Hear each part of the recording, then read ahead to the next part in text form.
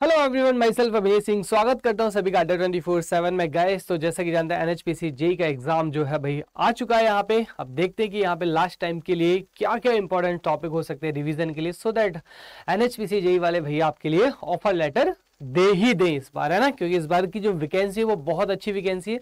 तो सीधा वीडियो को स्टार्ट कर देंगे इसकी लास्ट मूवमेंट पे किन किन चीज़ों का हमें ध्यान रखना है और कौन सी ऐसी चीज़ें जिनसे हमें बचना है। ठीक है, चलिए तो वीडियो में बने रहिएगा गाइस, बहुत मजा आने वाला है आपको, है ना। चलो तो सबसे पहले हम लोग यहाँ पे बात करेंगे इसकी यहाँ पे हमारे जो इंपॉर्टेंट टॉपिक है, कौन से इंपॉर्टेंट टॉपिक है जो कि आपको लास्ट टाइम पे हमको रिवाइज करें जी, जहां से मैक्सिमम से मैक्सिमम आप स्कोर जो है कर सकें। ठीक है, तो यहाँ पे देखो सबसे पहले अगर जैसे आपको पता है कि 140 क्वेश्चन आना है ना। अगर मैं बात करूं टेक्निकल की, तो टेक्निकल में बेटा कितने क्वेश्चन आएंगे आपके? 140 क्वेश्चन आएंगे। तो 140 में से एटलीस्ट ये समझ लीजिए कि 40% जो क्वेश्चन है ना, कहां से आपको देखने को मिलेंगे? Basic electrical. बेसिक इलेक्ट्रिकल का मतलब होता है नेटवर्क थ्योरी। कौन सा? Network theory. अब नेटवर्क में देखो 3 टॉपिक है ना, 3 टॉपिक बहुत अच्छे से करना है आप लोगों को, जी जान लगा देना है।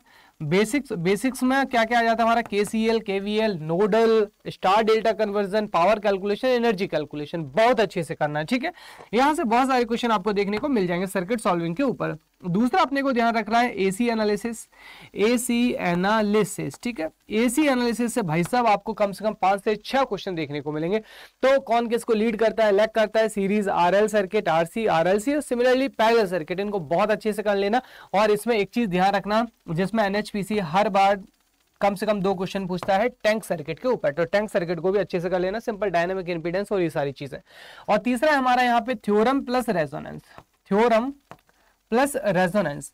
बाकी यहाँ पे देखिए इतना ज्यादा नहीं पूछा जाता आपका, हालांकि एक दो क्वेश्चन आ सकते हैं, लेकिन ये लास्ट मोमेंट पे आपको टॉपिक ये सारी चीजें रिवाइज करना है। ठीक है, दूसरा हम लोग यहाँ पे बात करेंगे गाइस, यहाँ पे जो आपका मोस्ट स्कोरिंग सब्जेक्ट है वो है आपका इलेक्ट्रिकल मशीन। ठीक है, तो अब देखो जो यहाँ पे इलेक्ट्रिकल मशीन है मेरा, इलेक्ट्रिकल मशीन, तो मैं चाहूंगा कि आप ना सबसे ज्यादा यहाँ पे सिंक्रोनस जनरेटर को आप यहाँ पे प्रेफरेंस दें। किसको? सिंक्रोनस जनरेटर को प्रेफरेंस देंगे यहाँ पे। ठीक है, और इसमें भी special salient pole rotor, cylindrical rotor, क्या कंस्ट्रक्शन है, कौन कहाँ पे यूज होता है, ये सारी चीजें।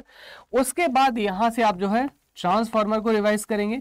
और ट्रांसफार्मर में भी कौन से टॉपिक रिवाइज करना है? यहाँ पे इसका बेसिक, और बेसिक के बाद में ट्रांसफार्मर का जो इफिशियंसी और voltage regulation, what I am saying, efficiency end voltage regulation, इसको बहुत अच्छे से करना है। उसके बाद डीसी मशीन में चाहो तो जनरेटर का बेसिक करके इसको छोड़ सकते हो, और डीसी जो मोटर है, डीसी मोटर को बहुत अच्छे से कर लेना। और इंडक्शन मोटर को भी, इंडक्शन मोटर में जो सिंगल फेज इंडक्शन मोटर के एप्लीकेशन है वो अच्छे से करना है। और 3 फेज इंडक्शन मोटर में आपका स्क्वायरल केज और स्लिप रिंग इंडक्शन मोटर, ये इसका बेसिक कंस्ट्रक्शन वगैरह सारी चीजों। और दूसरा मोस्ट इंपॉर्टेंट टॉपिक है speed control, that is the starting method, है ना, उसको पढ़ लेना। स्टार्टिंग मेथड को, स्पीड कंट्रोल चाहो तो छोड़ भी सकते हो, कोई दिक्कत वाली बात नहीं है। अगला हम लोग चलेंगे यहाँ पे पावर सिस्टम के ऊपर। ठीक है, पावर सिस्टम। अब देखो पावर सिस्टम में भाई लास्ट में अब पूरा तो पूरा रिवाइज नहीं किया जा सकता आपका, है ना। तो यहाँ पे मैं आपसे अर्ज करूंगा कि आप जो आपका फॉल्ट है, फॉल्ट को आप जो है यहाँ पे रिवाइज कर लेना अच्छे से। फॉल्ट के बाद में जो आपका इंसुलेटर्स है, इंसुलेटर्स को अच्छे से रिवाइज कर लेना। और इसके बाद में जब समय बचे तो आप यहाँ पे जो केबल है, केबल को कर लेना, और ट्रांसमिशन लाइन को। ठीक है, फॉल्ट के अंदर बेटा प्रोटेक्शन भी आ जाता है, प्रोटेक्शन, है ना। और प्रोटेक्शन में आपको बहुत ज्यादा महाभारत नहीं करना है, प्रोटेक्शन में आपको क्या करना है? रिले, उसके एप्लीकेशन, सर्किट ब्रेकर, उसके एप्लीकेशन। ठीक है, कहां पर यूज होते हैं, किस वोल्टेज लेवल के लिए यूज किए जाते हैं, दैट्स इट, है ना। उसके अलावा और ज्यादा चीजें नहीं करना है। नाउ आगे चलते हम लोग यहाँ पे नेक्स्ट देखते हैं। नेक्स्ट हमारे पास में मेजरमेंट, है ना, मेजरमेंट एंड इंस्ट्रूमेंटेशन। अब देखो बेटा यहाँ पे जो मेजरमेंट एंड इंस्ट्रूमेंटेशन है ना, इसमें अपने को क्या करना है? अपने को सबसे पहले यहाँ पे 2 टॉपिक करना है, मतलब 2 यूनिट उठाना है।